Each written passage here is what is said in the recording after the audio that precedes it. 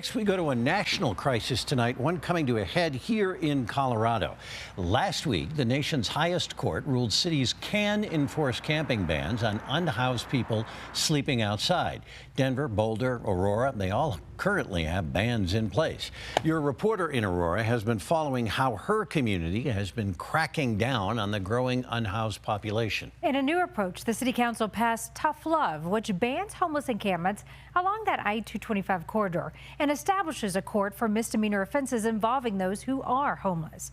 Well, tonight, your reporter in Aurora, Tori Mason, following up with the city after the Supreme Court's ruling. The city of Aurora already has a camping ban, but you still see tents like this one behind me. This is actually in the parking lot of a private business, and Mayor Mike Kaufman says they too have a responsibility to report these. He also believes they should have shelter options once removed.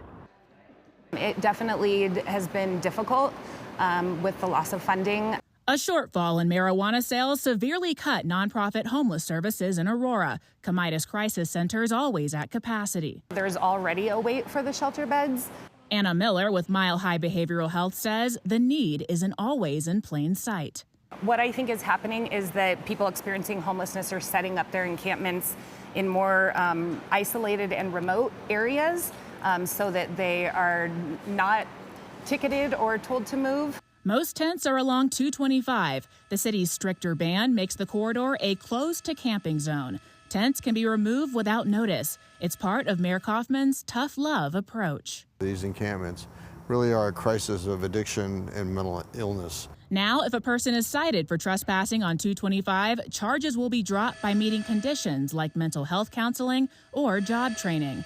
The mayor acknowledges the need for more shelter and says space is coming with Aurora's new navigation campus. They're also working to make room in the city's pallet shelters that are currently full. We've been allowing people to stay there for 6 months, and that's just too long. And so we're going to need to cut back that time in order to make room for people coming off the street. While he supports the SCOTUS ruling, Kaufman says cities should be required to offer shelter when abating. Miller says nonprofits need support now to help. There's only a certain capacity that we're able to do. The city's stricter camping ban will go into effect in about a month, and there is room for those closed-to-camping zones like the one created for along 225 to expand in other parts around the city.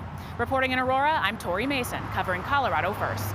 Tori, thanks. New tonight, we have verified